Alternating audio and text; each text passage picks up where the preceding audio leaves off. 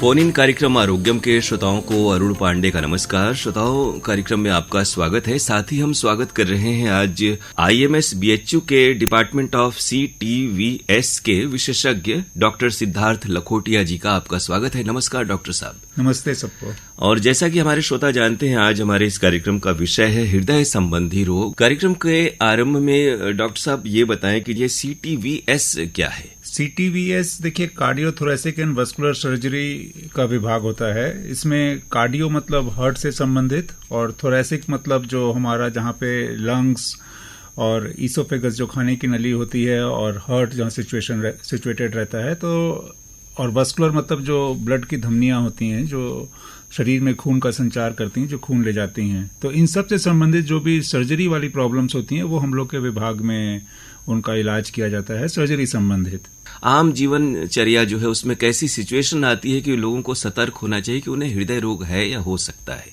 देखिए, हृदय रोग दो तरीके से हो सकते हैं। एक पैदाइशी होते हैं और एक दूसरा आपको समय के साथ में जिंदगी के दौरान आपको एक्वायर्ड हार्ट डिजीज जिनको बोलते हैं जी। तो यदि बच्चों की बात करें जिनको कि हम लोग कंजेनाइटल हार्ट डिजीजेस बोलते हैं, जो उनमें पैदाइशी होते हैं, तो वैसे बच्चों का विकास ठीक से नहीं होना। हम कहते हैं कि कई लोग कहते हैं कि हृदय में छेद है दिल में। हाँ, हृदय में जो छेद है वो एक प्रकार का बीमारी हो सकती है कंजेनाइटल हार्ट डिजीजेस की। उसके अलावा और भी कई तरह की कंजेनाइटल हार्ट डिजीजेस होती हैं।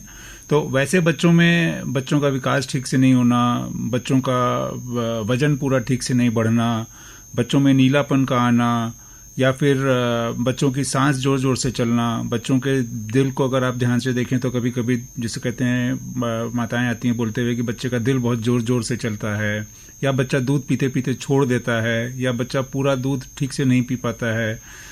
थोड़ा बड़ा बच्चा और बड़ा होता है तो जब वो चलने लगता है या दौड़ता है तो अपने सहपाठियों के मुकाबले में उतना काम चल नहीं पाता, दौड़ नहीं पाता, जल्दी थक जाता है, उसकी सांस फूलने लगती है। तो ये सारे लक्षण बच्चों में हृदय रोग से संबंधित हो सकते हैं। और जब बड़े होते हैं तो बड़ों में भी सांस फूलना हुआ, जल्दी थक जाना हुआ, सीने में दर्द होना हुआ। वो सीने का जो दर्द होता है वो बाएं हाथ में भी जा सकता है, गर्दन की तरफ जा सकता है, इस तरह की बीमारियां। और अगर हार्ट डिजीजेज और एडवांस हो तो पांवों में सूजन होना, पेट में सूजन होना, ये सारी दिक्कतें हो सकती हैं। और कार्यक्रम को हम लोग आगे बढ़ाएंगे। एक श्रोता का कॉल है डॉक्टर साहब। हाँ साहब, मरिया हूँ जौनपुर से, राकेश कुमार दुबे बोल रहा हूँ सर जी। डॉक्टर साहब से अपना सवाल पूछें। हाँ बोलिए। नमस्कार। नमस्ते। हाँ बोल रहा हूँ साहब, वो मेरे औरत का जो है सीने में जो है दर्द होता है, उसका मैं जो है कई बार ECG कराया और यूको टेस्ट भी कराया, लेकिन कुछ निकल नहीं रहा है। और चलने में डॉक्टर साहब वो थोड़ा तकलीफ होता है, सांस फूलने लगता है। सीने में दर्द जब होता है तो फिर वो ठीक कैसे होता है, उनका आराम कैसे मिलता है उनको? अपने आप तुरंत ठीक हो जाता है सर जी। अच्छा, और कोई काम करने में सीने में दर्द बढ़ता हो, ऐसा भी होता है? जैसे कि सीढ़ी पर चढ़ती हैं, उतरती हैं, हाँ, तब उनको तो है तकलीफ होता है। अच्छा, और सांस कब से फूलता है, ऐसा कब से हो रहा है उनको? अरे साहब, लगभग 4 साल से करीब ये परेशानी है। डायबिटीज और ब्लड प्रेशर भी है उनको? उनका किडनी भी जो है 2.5 हो गया था। नेफ्रोलॉजिस्ट को दिखाए थे तो वो तो आ गया है 1.6 पे टिका हुआ है। डायबिटीज और ब्लड प्रेशर भी है उनको? नहीं, डायबिटीज नहीं है साहब, ब्लड प्रेशर है। हाँ, आप अपने क्षेत्र में जो कार्डियोलॉजिस्ट होते हैं, जो हृदय रोग विशेषज्ञ होते हैं, एक बार उनको जरूर से दिखाएं। जो DM कार्डियोलॉजिस्ट होते हैं या फिर जनरल मेडिसिन में जो MD मेडिसिन होते हैं, उनको भी आप दिखा सकते हैं। कई बार ECG में सब कुछ समझ में नहीं आता है, सारी बीमारी पकड़ में नहीं आती है। तो यदि उन लोगों को जरूरत लगेगी तो फिर वो लोग उसमें आगे की जांच, जैसे TMT हो सकता है या एंजियोग्राफी हो सकता है, वो करवाएं। यूको टेस्ट भी कराया था, उसमें भी कुछ नहीं निकला। आप एक बार कार्डियोलॉजिस्ट को दिखा करके अगर उनको ठीक लगेगा तो एंजियोग्राफी या फिर TMT की जो जांच होती है वो करवाना ठीक रहेगा। अच्छा। पर वो एक बार अपने जो DM कार्डियोलॉजिस्ट होते हैं उनसे सलाह लेकर के उनको दिखाइए। कई बार ECG में सब कुछ समझ में नहीं आता। जी बिल्कुल, आप BHU में या फिर निकट के किसी भी सरकारी अस्पताल में हृदय रोग विशेषज्ञ से संपर्क कर सकते हैं और वहाँ ये जांच जैसा डॉक्टर साहब बता रहे हैं वो करवा सकते हैं। बहुत शुक्रिया, नमस्कार। नमस्कार सर। डॉक्टर साहब, इधर जीवन में तमाम जो तरक्की हुई है, विकास हुए हैं, लेकिन उसके साथ साथ ये तमाम तरह के जो मर्ज हैं वो बढ़ते जा रहे हैं, ज्यादा सुनने में आते हैं। पहले के दौर में जब सब कुछ खान पान रहन सहन बहुत ही सादगी भरा और एक नैसर्गिक यानी नेचुरल प्रोसेस में था, तब इतनी चीजें सुनने में नहीं आती थी। तो क्या हाल के समय में ये चीजें रहन सहन खान पान से बढ़ी हैं, तनाव से बढ़ी हैं, या हृदय रोग बढ़ने के अधिक चर्चा के क्या कारण है इसके? देखिए, जो बातें आप बोल रहे हैं वो तो है ही है, और उसके अलावा हम लोग की डायग्नोस्टिक जो कैपेबिलिटी है वो भी बढ़ गई है। हम लोग अब ज्यादा बीमारियों का पता भी लगा रहे हैं। हमारे पास आधुनिक साधन है, आधुनिक जांच करने के साधन है, तो उससे बीमारियों का पता भी ज्यादा लग रहा है। तो ये दोनों ही चीज हुई है, इसमें कोई दो राय नहीं है कि हमारा जो दिनचर्या है, हमारा जो लाइफस्टाइल है, उसमें काफी बदलाव आया है, और पहले के मुकाबले वो काफी तनाव और भी सारी चीजें उसमें जुड़ी हैं। तो उनके वजह से भी हृदय रोग की जो समस्याएं हैं वो बढ़ी हैं, और साथ ही साथ हम लोग ज्यादा से ज्यादा हृदय रोग को डायग्नोज भी कर पा रहे हैं। किस तरह से व्यक्ति को लगे अगर सीने में दर्द है तो कि वो हृदय रोगी है, किस स्थिति में उसे विशेषज्ञ के पास जाना चाहिए? देखिए, इसमें सबसे पहले तो यदि आपको सीने में दर्द हो रहा है, जब वो कुछ काम कर रहा है या कुछ चलने के दौरान में दर्द हो रहा है, और दर्द ज्यादा बाएं तरफ है या उसके हाथ या गर्दन की तरफ जा रहा है, तो ऐसे में, और साथ में अगर सांस फूलने की भी शिकायत हो सकती है, यदि आपके परिवार में पहले हार्ट डिजीजेस की, हार्ट अटैक की समस्या रही है, साथ में आपको डायबिटीज है, ब्लड प्रेशर है, तनाव है, तो ये सारी अगर चीजें भी आपके साथ में हैं तो आपको जरूर जल्द से जल्द दिखाना चाहिए। बहुत उसमें वेट करके खुद का इलाज और खुद के तरीके से सोचना नहीं चाहिए। एक फोन कॉल है डॉक्टर साहब। हेलो, मैं सर मोती चंद गुप्ता बोल रहा हूँ सर। डिस्ट्रिक्ट गाजीपुर है, एक छोटा सा गांव तराव है, वही से मैं बोल रहा हूँ सर। जी बोलें, सवाल बताएं अपना। एज हमारा सर 68 है जी। और मैं एक डॉक्टर के यहाँ गया था, तो उन्होंने हमको भी बता दिया कि आपको बीपी है। ये दवा हमको चलाते हैं, तो एक गोली खाते थे तो हमको लग रहा था कि हमको गोलियां नुकसान करे, तो आधा गोली खाना शुरू कर दिए हम। तो सर मेरा इस समय सिस्टोलिक 151 है और डिस्टोलिक 72 है, तो क्या ये लगभग ठीक है क्या? बीपी कौन नापता है? आप खुद नाप रहे हैं घर में? नहीं, मैं नहीं नापता हूँ, डॉक्टर से नपवाता हूँ। हाँ, तो बीपी देखिए, अगर आपकी उम्र के हिसाब से जो बीपी आप बता रहे हैं वो लगभग ठीक है बीपी, लेकिन दवा, जहां तक सवाल है, दवा बिना डॉक्टर की सलाह के अपने हिसाब से मॉडिफाई ना करें। यदि आप घर में भी बीपी नापते हैं और बीपी आपका ठीक रह रहा है तो इसको एक चार्ट की तरह लिखें कॉपी में, और डॉक्टर को जाकर के बताएं कि हमारा बीपी ऐसे ऐसे रहता है। तो हो सकता है कि यदि बीपी आपका ठीक रह रहा हो और दवा की डोज कम करने पे भी ठीक रह रहा हो, तो डॉक्टर साहब खुद आपकी दवा की डोज कम करेंगे। लेकिन उसके अलावा, दवा के अलावा आपको और भी तरीके से बीपी में कम करने के लिए कोशिश करनी चाहिए। जैसे अगर आपके जिंदगी में तनाव है तो उसको थोड़ा कम करें, कुछ योगासन वगैरह करें, कुछ अच्छी चीजें सुने, सुबह शाम टहलें। तो ये सारी चीजें भी करने से तो मैं सर कम से कम लगभग 1 घंटा 80 मिनट ऐसे मैं डेली करता हूँ। बहुत अच्छी बात है। आप अपनी दिनचर्या को, कहने का मतलब ये कि दिनचर्या अच्छी से अच्छी रहनी चाहिए। तो जी बहुत शुक्रिया। आप अपने विशेषज्ञ डॉक्टर से संपर्क करें और दवाओं का डोज खुद से परिवर्तित न करें। शुक्रिया। ठीक है। ये एक श्रोता का कॉल है डॉक्टर साहब। जी, कार्यक्रम आरोग्यम। हम अरुण कुमार राय बोल रहे हैं, बलिया जिला, ग्राम पोस्ट हथौड़। आप पूछिए। हम दोनों आंख से दिव्यांग हैं सर। जी जी, पूछें आप।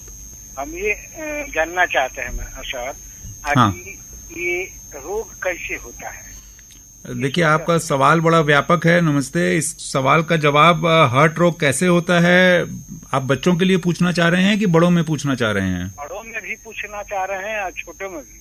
छोटों में तो कई बार पैदाइशी होता है। जो छोटे बच्चों में हार्ट रोग होता है, अगर जन्म के साथ होता है, कई बार उसको हम लोग कंजेनाइटल हार्ट डिजीज बोलते हैं।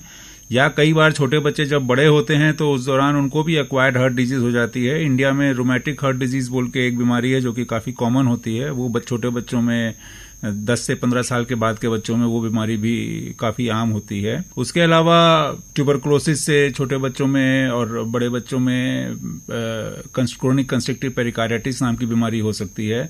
जहां तक बड़ों का सवाल है, देखिए, बड़ों में हार्ट डिजीज होने के कई कारण हैं, है ना। जो सवाल जो आपको अपने लिए दिक्कत है उसके बारे में खुद कोई दिक्कत या परिवार में कोई परेशानी हो तो बताएं, नहीं तो आपने आरोग्य में फोन किया, बहुत शुक्रिया आपका।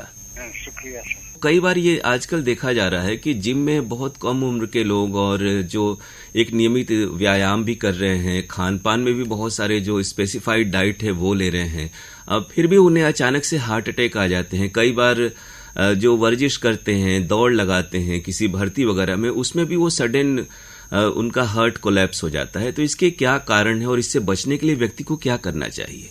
देखिए, इससे बचने के लिए तो जो सबसे जरूरी चीज है वो यही है कि कभी भी आप अपने बॉडी को एक्सट्रीम स्ट्रेस पे ना ले जाएं। जो जिम पे या जो बहुत ज्यादा दौड़ के या जैसे प्रतिकूल वातावरण है, आपका खूब गर्मी है, आप पसीने से लथपथ हैं, बॉडी डिहाइड्रेट हुई जा रही है, फिर भी आप उसमें एक्सरसाइज किए जा रहे हैं, वो बॉडी को एक प्रकार का तनाव है। शरीर भी देखिए एक मशीन है, और किसी भी मशीन को यदि आप तनाव देते हैं, अगर आप गाड़ी चला रहे हैं और गाड़ी को बहुत तनाव से चलाएंगे तो क्या होगा, गाड़ी का इंजन फेल ही होता है ना। जी जी। तो उसी हिसाब से शरीर को भी एक्सेसिव अगर आप तनाव दे रहे हैं व्यायाम के दौरान, व्यायाम अपने आप में अच्छी चीज है, कोई भी चीज अपने आप में अच्छी है, लेकिन यदि उसको आप अधिकता में या कम मात्रा में करें तो वही चीज घातक हो जाती है। बहुत जल्दी रिजल्ट पाने की अपेक्षा वो बहुत गलत है, बहुत गलत है। और मेरा अपना पर्सनल ये मानना है कि व्यायाम हमेशा खुली हवा में, खुले वातावरण में करना चाहिए, और किसी को भी देख करके उसकी कॉपी करके कि वो अगर इतना कर लेता है तो हम भी साथ में उतना कर लें। कई बार हम लोगों ने ये देखा है कि दोस्त दौड़ने में बोले वो तो पूरी गंगा जी पार कर लेता है तैर के, हम भी उसके साथ तैर के पार कर लेंगे।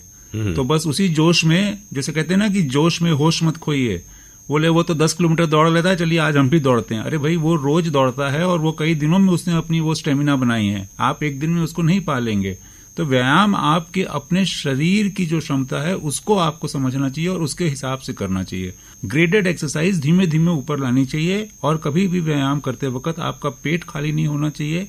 माने खाली पेट व्यायाम जरूर करना है, लेकिन ऐसा नहीं कि जब आपको बहुत भूख लग रही है और बॉडी में शुगर लेवल लो है उसके बाद भी आप व्यायाम किए जा रहे हैं, वो चीज का आपको ध्यान रखना चाहिए। और दूसरा, बॉडी में कभी भी डिहाइड्रेशन वाली स्टेट में कि पानी कम है उस दौरान आप व्यायाम ना करें। हृदय रोग के बारे में आमतौर पे जैसे अभी आपने भी जिक्र किया, क्या एक स्टेज पर दवाओं से भी ये चीजें ठीक हो सकती हैं, नियंत्रित हो सकती हैं? अगर नसों में सिकुड़न है, वाल्व काम नहीं कर रहे हैं, ऐसी स्थिति में अगर समय पर संपर्क किया जाए, या फिर अधिकांश मामलों में ऑपरेशन या सर्जरी ही उसका उपाय है? नहीं, कई बार दवाइयों से भी चीजों में बहुत राहत मिलती है। यदि बीमारी बहुत ज्यादा एडवांस नहीं हुई है और प्रारंभिक स्टेज में है तो जो उसके सिम्टम्स हैं वो माइल्ड होते हैं, कम होते हैं, और उस दौरान दवाइयों से काफी आराम मिलता है, सिम्टम्स में आराम मिलता है। और कई बार बीमारियां रिवर्स भी होती हैं, माने बीमारियां ठीक भी हो जाती हैं। लेकिन ये डिपेंड करता है कि कौन सी बीमारी है, और जरूरी नहीं है कि हर बार दवाइयों से ही आपको आराम मिले, पर प्रारंभिक स्थिति में दवाइयों से आपके सिम्टम्स में जरूर आराम मिलता है। तो ये एक और फिर कई बार आगे चल करके दवाइयों के साथ ऑपरेशन की भी जरूरत पड़ती है, और ऑपरेशन के बाद भी दवाइयां कई बार लाइफ लॉन्ग चलानी पड़ सकती हैं। इस बीच एक श्रोता का फोन है। हेलो, हमारा नाम राजकुमार प्रसाद है, हम चोलापुर से बोल रहे हैं सर। पूछें अपना सवाल। सर, थोड़ा घबराहट होता है और सीढ़ी वगैरह पर चढ़ते हैं तो थोड़ा सा मतलब सांस फूलने होता है, मतलब 10-15 सीढ़ी चढ़ जाते हैं, अगर उसके ऊपर मतलब दूसरे तल्ले पे जाना है तो थोड़ा सा मतलब। आपकी उम्र कितनी है? सर 62 साल हो गया। अच्छा, और आप काम क्या करते हैं? ये हम परचून की दुकान है, थोड़ा बहुत मतलब वही पर बैठते हैं, और कोई मेहनत का काम ऐसा नहीं है मतलब। और सुबह मतलब हम लोग तो हैं 2-3-4 आदमी टहलते हैं, 4 बजे उठ जाते हैं। आपका वजन कितना है? अपने शरीर के हिसाब से आपके वजन में मोटापा है या वजन आपका ठीक है? नहीं, ठीक है सर, 71 किलो है इस समय फिलहाल। अच्छा, देखिए, कोई मोटापा वगैरह सर नहीं है, कोई और प्रॉब्लम नहीं है। और ब्लड प्रेशर और डायबिटीज? सर हम तो चेक कराते नहीं, वो सब नॉर्मल है, सब नहीं, बिना चेक कराए आप कैसे कह सकते हैं? कभी ना एक बार जरूर जांच करवा लेना चाहिए इस उम्र में आते आते, कि ब्लड प्रेशर की तो जरूर एक बार जांच करवा लीजिए, क्योंकि अगर आपको घबराहट लगती है और आपकी थोड़ी सांस फूलती है चलने में तो ये नहीं सर, अगर नॉर्मल चल रहे हैं, अगर दौड़ लगा लिए कि थोड़ा। देखिए, जो चीज आप रेगुलर नहीं करते हैं, अगर उसको एक दिन करेंगे और अचानक करेंगे तो उसमें सांस फूलना इस उम्र में नॉर्मल चीज भी हो सकती है। जी नहीं, हम लोग ना 4-5 साल से ना सर वो टहलने वाला रेगुलर काम है सर। 4 बजे हम लोग 4-5 किलोमीटर अप डाउन है, 5-5 बजे तक घर वापस आ जाते हैं सर। उस दौरान आपका कोई सीने में दर्द वगैरह होता है कभी? नहीं सर, कुछ भी नहीं। नहीं, तो फिर ऐसा कोई खास बात आपके केस में नहीं लगती है, लेकिन फिर भी हमारी आपको सलाह यही है कि आप एक बार अपना ब्लड प्रेशर और शुगर की जांच जरूर करवा लें। जी, बहुत शुक्रिया आपने फोन किया। जी नमस्कार। नमस्कार। मुख्य रूप से कौन कौन सी बीमारियां आजकल जैसे देखने में आ रही हैं, और आम श्रोता के लिए, जैसे कि कई लोग कहते हैं नसों में जाम हो गया या कोई वाल्व वगैरह काम नहीं कर रहा है, तो किस किस तरह के आधुनिक उपचार उपलब्ध हैं खासतौर से हमारे इस पूर्वांचल में? आजकल अगर बड़ों की बात करें तो जो बीमारियां देखने में आती हैं, डेफिनेटली जो कोरोनरी आर्टरी डिजीज जिसको हम लोग बोलते हैं CAD, कोरोनरी आर्टरी डिजीज, माने जो हार्ट में जो खून की नसें होती हैं जो कि हार्ट को ब्लड की सप्लाई करती हैं, यदि उसके अंदर कोई रुकावट आ जाए तो हार्ट में ब्लड की सप्लाई कम हो जाती है। तो जब हार्ट में ब्लड की सप्लाई कम होती है, जिसको कि हम लोग इस्चीमिया बोलते हैं, मायोकार्डियल इस्चीमिया जब होता है, तो फिर उसी की वजह से हार्ट में पेन होता है, दिल में पेन होता है, जिसको कि हार्ट अटैक, आम भाषा में हार्ट अटैक बोलते हैं। तो ये समस्या अब काफी तेजी से बढ़ती जा रही है हार्ट अटैक की। तो अब हार्ट अटैक का इलाज शुरुआत में तो दवाइयों से होता है, कई चीजों में अपने आप को परहेज रखने से होता है, अपनी दिनचर्या को ठीक करने से होता है, साथ साथ में दवाइयों की जरूरत पड़ती है। अगर जांच में, जो कि एंजियोग्राफी नाम की जांच से ये पता चलता है कि हार्ट की कौन कौन सी धमनियों में रुकावट है और कितने ग्रेड की, कितने लेवल की रुकावट है। तो जब एंजियोग्राफी की जांच जब आपके डॉक्टर की सलाह पे आप करवाते हैं और उसके बाद ये पता लगता है कि किस किस नस में और कितनी रुकावट है, किस जगह रुकावट है, उसके हिसाब से डॉक्टर आपको आगे के इलाज के बारे में बताते हैं। और वो हो सकता है कि आपकी दिनचर्या के अलावा जो एक हेल्दी लाइफस्टाइल होनी चाहिए, उसके अलावा कुछ दवाओं की जरूरत पड़ती है, दवाएं दी जाती हैं। यदि जरूरत पड़ती है तो फिर आपको एंजियोप्लास्टी की भी जरूरत पड़ सकती है। और अगर एंजियोप्लास्टी से काम ना चले, जिन केसेस में बीमारी और ज्यादा रहती है या एंजियोप्लास्टी करने लायक जो वेसल्स होती हैं वो नहीं रहती हैं, तब फिर आपको ऑपरेशन की जरूरत पड़ती है, जिसको कि आम भाषा में लोग बाईपास सर्जरी बोलते हैं, जिसको CABG, coronary artery bypass grafting surgery बोलते हैं। तो ये अब सारी सुविधाएं पूर्वांचल में अवेलेबल हैं। हमारे काशी हिंदू विश्वविद्यालय में, चिकित्सा विज्ञान संस्थान में भी ये सब सुविधाएं उपलब्ध हैं। एक फोन है डॉक्टर साहब। हेलो जी, अपना नाम बताएं, कहाँ से बात कर रहे हैं, उसके बाद डॉक्टर साहब से सवाल पूछें। जखनिया गाजीपुर से बात कर रहे हैं। रामचंद्र सिंह मेरा नाम है जी। और सवाल हमारा ये है सर कि हम हार्ट के 2018 से मरीज हैं और 2-3 साल पहले शुगर भी हो गया था जी। लेकिन शुगर तो कंट्रोल रहता है, 100 फास्टिंग 110 और जो PP है वो 140 के रेंज में ही रहता है। आपको 2018 में क्या बीमारी हुई थी? अपनी बीमारी का नाम बताएं, क्या बीमारी हुई थी आपको? बीमारी तो हार्ट का संबंधित प्रॉब्लम है, इसकी दवा भी चल रही है। हम यही पूछना चाहते हैं कि दर्द की दवा होती है तो किन परिस्थितियों में उसका उपयोग किया जाए? देखिए, आप जो दर्द की दवा, ऐसे जब तक कि पेन का कारण नहीं पता हो, कोई भी दर्द की दवा अपने हिसाब से आप ना लें, क्योंकि दर्द की दवा के कई सारे दुष्प्रभाव भी हो सकते हैं। पहले आप किस कारण क्या दर्द है, और मैं यहाँ पे आपको दर्द की दवा का इंडिकेशन इसलिए नहीं बता सकता क्योंकि ये बिना डॉक्टरी सलाह के कोई भी दर्द की दवा अपने हिसाब से नहीं लेनी चाहिए। इसे भारीपन तो रहता है, सीने में चलने फिरने में भी थोड़ी दिक्कत है। हाँ, तो यदि आपको सीने में मान लीजिए भारीपन रहता है और चलने फिरने में आपको दिक्कत होती है, सांस फूलती है और सीना भारी लगता है आपका, तो आपको सलाह मेरी ये है कि आप एक बार अपने निकटतम कार्डियोलॉजिस्ट, जो कि DM कार्डियोलॉजिस्ट होते हैं, उनको एक बार जरूर से दिखाएं, क्योंकि ये जो लक्षण आप बता रहे हैं, ये लक्षण कोरोनरी आर्टरी डिजीज के हो सकते हैं, सीने में भारीपन रहना और चलने फिरने में सांस फूलना। जी ठीक है, शुक्रिया, आपने फोन किया आरोग्यम कार्यक्रम में। एक चीज आती है जो हार्ट अटैक से रिलेटेड जो होता है कि लोग कहते हैं कि 3 बार अटैक आते हैं, पहली बार उतना गंभीर नहीं होता और ये तीसरा अटैक था। ये मिथ है या ये बिल्कुल वैज्ञानिक आधार पर इसको कहा जा सकता है कि 3 बार अटैक आते हैं? नहीं, ऐसा कोई जरूरी नहीं है। कई बार पहला ही अटैक बहुत सीवियर होता है और मैसिव होता है, तो इस तरीके का कोई भी वैज्ञानिक आधार नहीं है जिसपे ये कहा जा सके कि 3 बार अटैक आते हैं और पहला हल्का होगा और तीसरा वाला घातक होगा। कहीं चल रहे हैं या सीढ़ी चल रहे हैं, उस दौरान अगर आपकी सांस फूलती है, आपको पसीना आने लगता है, या आपको घबराहट महसूस होती है, सीने में जकड़न महसूस होती है, आपको ऐसा लगता है कि सीना बहुत भारीपन लग रहा है, या फिर आपको दर्द महसूस होता है और वो दर्द आपके हाथ में या गर्दन की तरफ रेडिएट होता है, तो ये सब क्लासिकल सिम्टम्स हैं जो कि ये इंडिकेट करते हैं कि कोरोनरी आर्टरी डिजीज है।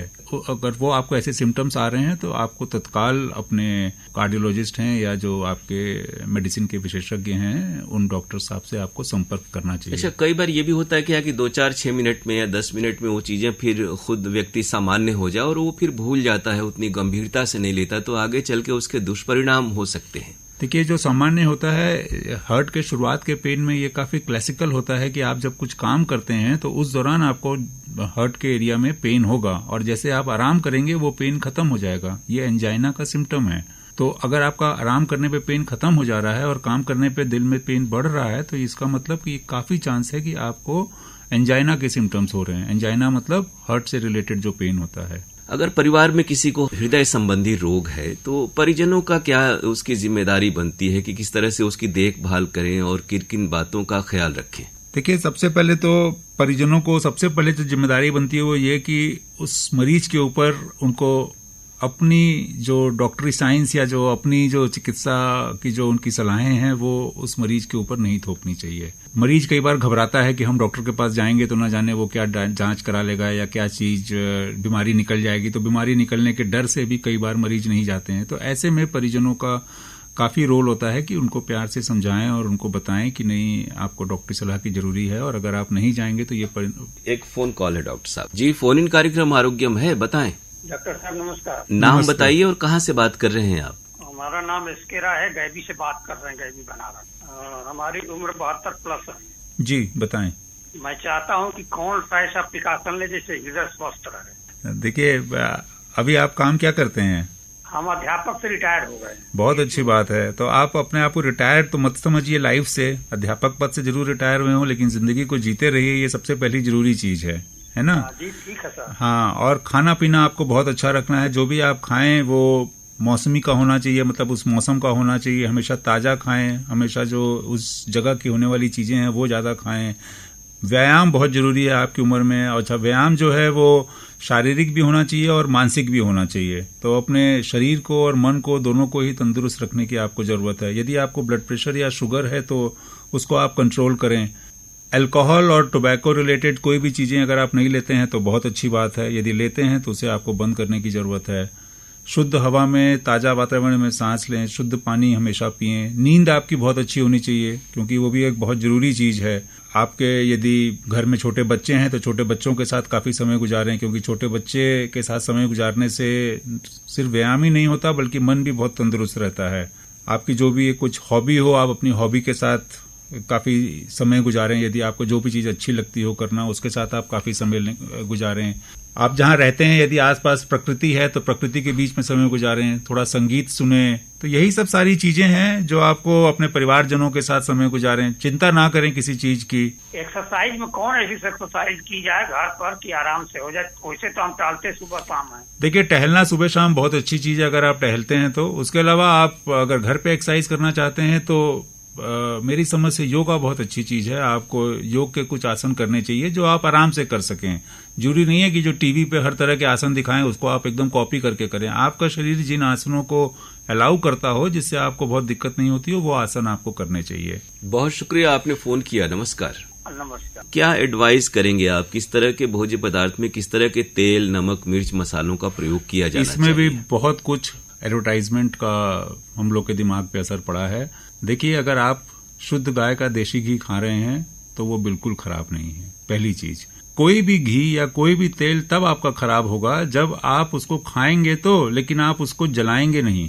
तो बॉडी को ऑयल की भी जरूरत है। एक फोन कॉल है डॉक्टर साहब। हेलो, नाम बताएं अपना। सर, मैं ब्रजेश कुमार बोल रहा हूँ, सिटी वाराणसी, गली बाजार वाराणसी। जी, सवाल पूछे। डॉक्टर सिद्धार्थ लखोटिया हृदय रोग संबंधी विशेषज्ञ हैं, आप उनसे सवाल पूछें। सर। हाँ, बोले। डॉक्टर साहब, असल में ये हमारी उम्र करीब 58 ईयर्स है जी। और मतलब ये कि एक बार एक कंपनी के सौजन्य से हमने, और सामान्य परेशानी नहीं थी लेकिन एक कंपनी के सौजन्य से एक वो मिला था पैकेज, उसमें उन्होंने जांच के लिए कहा तो उन्होंने हृदय की भी जांच की, ईसीजी किया और जो किया इको जी। तो और हमने ब्लड टेस्ट भी किए और फिर वो कह रहे थे कि अब फिर हमने मतलब कंसल्टेशन में उन्होंने कहा कि बाल में मतलब लीकेज है। जी। आपको दिक्कत क्या होती है? आपको समस्या दिक्कत क्या होती है बताएं? वैसे अब कोई विशेष दिक्कत अभी, जैसे कभी कभी जैसे चलने फिरने तेजी से, तब कभी कभी थोड़ा सा वैसा होने सांस फूलती सी है। वैसे सामान्य दिक्कत तो नहीं है कुछ। अच्छा, कितना चलने पे सांस फूलती है? जैसे कभी ट्रेन पकड़ने के स्टेशन पर थोड़ा सा तेज। ट्रेन पकड़ने में तो सांस हम लोग की भी, नॉर्मल लोगों की भी फूल सकती है। आप सीढ़ी चढ़ते हैं तो घर में सांस फूलती है आपकी? अच्छा, आपकी जो भी जांच हुई है इको की और ईसीजी की, जैसा आप बता रहे हैं, उसको आपकी जांच हो गई, ठीक है, आपने करवा ली, लेकिन आपसे सलाह मेरी यही है कि आप उस जांच को लेकर के एक बार किसी हृदय रोग विशेषज्ञ को भी दिखवा लें कि उस जांच में क्या निकला है, क्योंकि ऐसे आप उस जांच को अपने हिसाब से सिर्फ मत पढ़िए या जिन्होंने जांच करवाई है उनके आधार पर पे मत पढ़िए। हल्की लीकेज वाल्व में कई बार सामान्य तरीके से भी रह सकती है अगर माइल्ड है तो, और उसके लिए कुछ बहुत करने की जरूरत नहीं पड़ती है। लेकिन आपके केस में एग्जैक्टली क्या इको की रिपोर्ट में आया है वो एक बार किसी हृदय रोग विशेषज्ञ को देखने की जरूरत है। जी सर, अच्छा। बहुत शुक्रिया आपने फोन किया। जरूर आप किसी हृदय रोग विशेषज्ञ से ये जो रिपोर्ट्स हैं उसको लेकर के आप संपर्क करें और उचित सलाह प्राप्त करें। बहुत अच्छा लग रहा है आज। बहुत शुक्रिया, नमस्कार। चलते चलते हमारे श्रोताओं को क्या बताना चाहेंगे डॉक्टर साहब कि किस तरह का रहन सहन रखें, तनाव न लें। जैसे बहुत सारे लोग खुद से ही, जैसे अभी हाल में 1-2 लोगों से बातें हुई तो उन्होंने स्वयं से डिसीजन लिए कि हमें ये बीमारी है या हमें ये करना चाहिए, दवा कम ज्यादा कर देनी चाहिए, या ये आजकल बहुत सारे कैंप लगते हैं वहां जांच की जाती है और उसके बाद फिर व्यक्ति स्वयं निर्णय लेने लगता है खान पान और दवाओं के बारे में। तो आमतौर पर कैसा रहन सहन हो, कैसी सतर्कता एक व्यक्ति बरते कि वो हृदय रोग से बचा रहे? अपनी बीमारी को जानना बहुत जरूरी है जी। आप अपनी बीमारी के बारे में आपको पता होना चाहिए, उसके बारे में आप डॉक्टर से सवाल पूछ सकते हैं, उसको समझ सकते हैं अपनी बीमारी को, और ये बहुत जरूरी है कि आप क्या दवा खा रहे हैं, आपकी क्या बीमारी है उसको आप समझें। लेकिन बीमारी को समझने के बाद उस पर निर्णय आपको नहीं लेना चाहिए। निर्णय का काम आपको चिकित्सक के ऊपर छोड़ देना चाहिए। तो बीमारी को जाने जरूर, लेकिन उस पर निर्णय आप स्वयं ना लें, ना तो ड्रग्स में, ना तो बीमारी से संबंधित इलाज में, ना तो उसे जांच से संबंधित चीजों में। हेलो, कार्यक्रम आरोग्यम। नमस्कार डॉक्टर साहब। नमस्ते। हम हृदय रोग के रोगी हैं, एक बार हार्ट अटैक आ चुका है। नाम बता दीजिए और कहाँ से बात कर रहे हैं आप?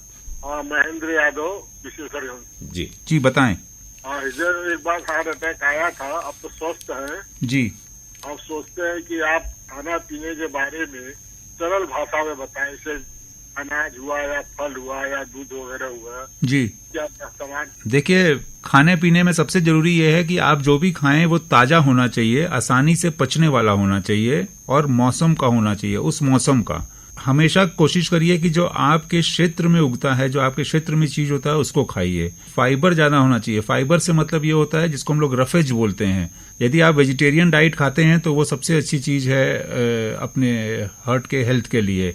बहुत ज्यादा फ्राइड खाना नहीं खाना चाहिए। जो फास्ट फूड है वो बिल्कुल भी अच्छा नहीं है। अगर आप बहुत ज्यादा तला हुआ खाना खाते हैं वो बिल्कुल अच्छा नहीं है। तेल और घी का आप बिल्कुल इस्तेमाल कर सकते हैं, लेकिन वो फ्रेश होना चाहिए। यदि आपके घर में गाय का देशी घी बन सकता है, अगर आप वो खाते हैं तो वो बहुत अच्छा है। खान पान जो आप खाएं उसके बाद आपको व्यायाम करने की भी जरूरत है। शरीर में व्यायाम भी होना चाहिए ताकि जो आप खा रहे हैं वो उसका कंजम्पशन पूरा हो सके, वो आपके शरीर में चर्बी की तरह जमे ना। मिल्क प्रोडक्ट्स में आप बिल्कुल सब ले सकते हैं। अगर आपको ताजा दूध मिल रहा है, गाय का ताजा दूध मिल रहा है तो वो बहुत अच्छा है, उसको आप बिल्कुल लीजिए, उसमें कोई परहेज की चीज नहीं है। फल में आप सब ले सकते हैं। फल अगर आपको डायबिटीज नहीं है तो आप सब तरह के फल खाइए। जो मौसम के फल हैं, जो ताजे फल हैं वो आप बिल्कुल खाइए। अनाज में देखिए, मोटा अनाज सबसे अच्छा होता है। यदि आप जो हमारे यहाँ पुराने में जैसे बाजरा हो गया, जौ हो गया, उसके अलावा मक्का हो गया, तो ये सब जो चीजें होती हैं, यदि आप इसका मिश्रण करके आटा खाते हैं और जो उस सीजन का अनाज है वो खाइए। मोटा अनाज खाना चाहिए, वो सबसे अच्छी चीज होती है। जी, बहुत शुक्रिया, आपने फोन किया हमें। धन्यवाद।